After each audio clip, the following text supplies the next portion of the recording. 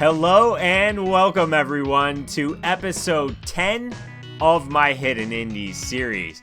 We're officially in double digits for the amount of episodes I've released in this series that I really enjoy doing, so I hope you enjoy watching. If you've been watching from the beginning, or maybe you're a newer viewer, I appreciate you either way. But if you do happen to be here for the first time, I will have a link in the description box below. If you're looking for some more niche indies that you've never heard of, but hopefully will end up playing and enjoying, you can check there. This time around, I've got 5 completely different indie games. They're all fairly short with maybe the exception of one, so that's why I'm able to put them all together into one fun little Hidden Indies episode. So I hope you enjoy what I have to show off. If you plan on picking any of these up for yourself, please let me know in the comments below. But without any further ado, let's dive on in to the first game. Bob the Brick Breaker is a game inspired by classic arcade-style brick breakers. So think Breakout, think Arkanoid, think your favorite brick breaker here. And this one was a lot of fun because it felt like a survival style brick breaker where the single player, and you can also play it co-op mode, basically tasks you with getting as far as you can. In some elements you're going to see repeating, but there are a slew of different power-ups, as you can see on the left side of the screen. There's one boss, there's a few enemy types to mix it up, there's all different types of bricks, and you're basically just trying to get as far as you can. And there are leaderboards. So there is a local leaderboard, there's also an online leaderboard. So if you're looking to try and topple my score, when I recorded this, I was in first place on the Nintendo Switch. I don't know if the leaderboards are cross-platform. I'm going to assume no, but you can see my score up on the screen, and it's also there on the online leaderboard. So go ahead, try and beat my score, and if you do, let me know in the comments. But this one was really fun. It's very simple. All you do is you move left and right. There's no button functionality whatsoever other than pressing a single button to release the ball when it's attached to you, whether that's with the magnet or when you're releasing the ball for the first time. It doesn't teach you what any of the power-ups do, and while most of them are pretty straightforward, I think because it does have 2-player co-op and also some versus modes, which I wasn't able to try out, they should have had a how-to play screen to at least show you what the power-ups do. Show the picture of the power-up, tell you what it does. There's a few things that I picked up that aren't on the left side of the screen that I had no idea what they do. I'm assuming slows the ball down, and that's the snail, and some other things. There's 1-ups to grab, a lot of fun to be had, but Bob the Brick Breaker, pretty simplistic brick breaker, pretty charming visuals, really great music, controls very fluidly. It's got a decent movement speed, which of course there's also a power up to increase this, but I had a lot of fun with this one, clearly, since I am way in front of second place on the leaderboard. So go beat my score. Don't leave me in first place. Check this game out. It's a pretty fun one. Then next up is Tiny Lands 2, and yes, there was a Tiny Lands, which plays very similar, although I would say that Tiny Lands 2 is definitely a step up and an improvement over the first game. But if you like these style of games, then hey, there's 2 for you to check out. This is the type of game that I think the best way for me to liken it to something is if you enjoy Where's Waldo, because essentially you're just chilling out and trying to spot the differences across a slew of different levels, and they're basically 3D dioramas. The screen's split in half and it's showing you the same diorama, but they have differences from one another, so you're trying to pick out the 5 differences on each of these levels, and each time you do, you'll earn a star. And then there's also a hidden jigsaw puzzle piece which helps to unlock some of the game's collectibles. So there's essentially 6 things on each level for you to try and snag, but in terms of progression, you only really need to find the differences, and you don't even need to find them all, because most of the levels only take 2 stars to unlock the next one, so you don't even need to find all 5 on every level. But if you enjoy trying to spot the differences, you like chill music, in a game that's relaxing, there's no pressure, there's no stress, there's a hint system here which will help you out. It also does have 3 different types of color blindness support, so if that's a concern for you, there are 3 different options there for accessibility. This is a really chill, pretty fun game, but I do understand it's not going to be for everyone. But if you do like these types of games, this is definitely a fun one that you should check out. Then I have Brotherhood, which is definitely the most hardcore game in the entire video, as this one is fairly challenging.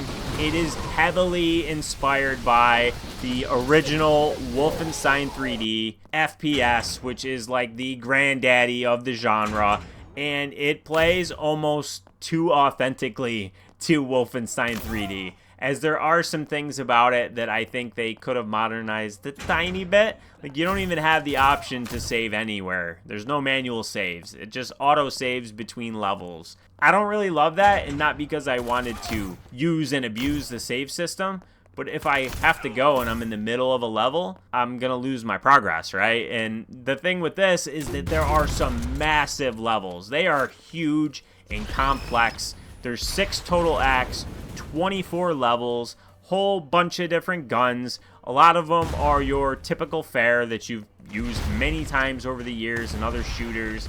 Knife, pistol, chain gun, shotgun, rocket launcher, all that sort of stuff. Although I will say that a little bit later on in the game, you do start to get some very cool weaponry. My personal favorite is probably the laser gun, because this one has infinite ammunition, and that at first might sound OP, but it is on a cooldown, so it has a battery that needs to recharge. So rather than getting an increased ammo capacity for this one, you get an increased battery capacity. So you really have to use this in conjunction with your other weapons, but I did enjoy using the laser gun quite a bit. It has your typical health system in place, right? So there's health. There's also mutagen, which is the equivalent for this game of your armor. It has a pretty cool story where there's a brotherhood of religious fanatics, and they're performing experiments in their top secret facility, and there's hundreds and hundreds of test subjects. And you're one of them, but unlike the others, your body is immune to their mutagens. So it's not poison, but a source of power. So it almost gave me like Captain America, super soldier type vibes, right? But it's pretty cool. There's a lot of dark levels and sewers and that sort of environment types, right? Like, you're gonna see a lot of that stuff. There is no map system here, so it's pretty easy to get lost. Although odds are that you're gonna know where you've been before, because you're gonna see your carnage and all the enemies you laid waste to just strewn about on the ground. There's plenty of secrets, so I found myself walking into walls and constantly pressing the button trying to find these.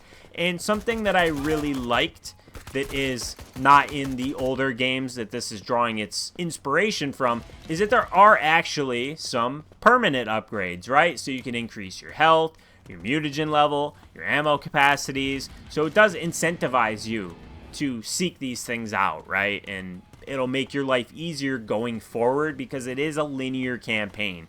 You can't replay the levels. Maybe when you beat the game you can, but at the time of recording this, I was only maybe half or so of the way through, and you can't replay levels. So I do wish that it had like a level select that you unlocked, and you can play any level individually on your own. Maybe it can track your high scores, so, you know, your enemies eliminated, your time, your secrets found, all that sort of stuff without having to replay through the entirety of the game. But this is a really fun FPS if you enjoy retro, or what do the kids call them these days, boomer shooters. This is one I'm having a lot of fun with. I'm still playing through it, but did want to include it in this video. It's brand new, just came out. This was the Nintendo Switch version, so took a little bit of tweaking to get the sensitivity just right. One criticism that I have, though, before I wrap this up, is that when you meet your demise, you can respawn. There are lives. So again, like Wolfenstein 3D, but you respawn exactly where you died. So if you die in the lasers, which are often a 1 or 2 hit kill, you can essentially die again because you respawn with only like half health. So the lasers are a 1 hit kill. You can shoot through your life, so although you can see where you're going to respawn and try and time it, this is a bit cheap. And overall, that is something that I do want to make clear. This isn't going to be an FPS for everyone, because it is very retro, old school hard, little bit cheap at times, but it's a lot of fun to blast away hordes and hordes of enemies and work your way through these sprawling levels. But do keep in mind, no manual saves, no map system, no altering difficulties. Ammunition is not scarce, but you do need to make sure you're not wasting it, otherwise you will run out. So it almost has a little bit of like a survival horror aspect to it. But Brotherhood, brand new one, a lot of fun if you like retro hard FPS. This next one is a side-scrolling bullet hell shoot 'em up with cute yokai girls and 5 total levels, and definitely plays very retro, just like the previous game. And you know, it's almost a bit too retro because there are a lot of shoot 'em ups out there. It is fun, but it is very short, and it's another one that doesn't really explain anything to you. So I'll give you an example. In the beginning, I had no idea what my hitbox was for my character, because the characters are fairly decent size, right? They have very large sprites, but if you look very carefully, you can see a little gem on my girl. That's actually her hitbox. Game doesn't tell you this. I figured this out.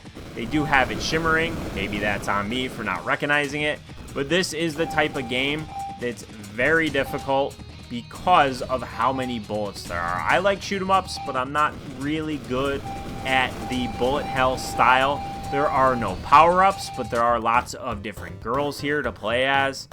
It has 5 levels. They're all horizontal, tons of bullets, very large boss fights with very bouncy sprites, we'll say.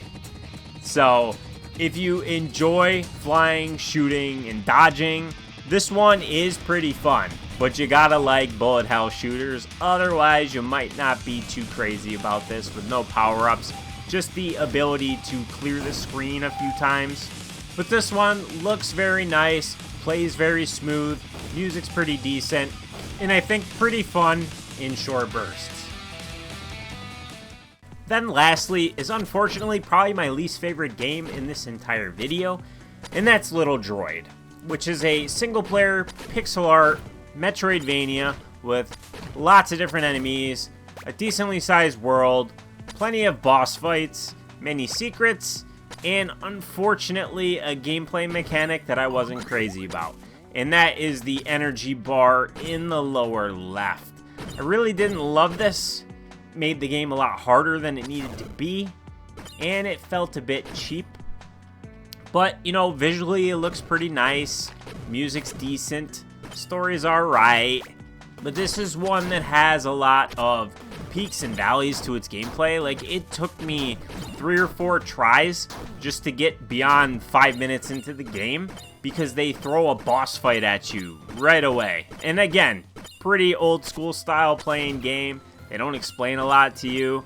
Fairly difficult. Our little robot controls a bit stiff compared to other games like this.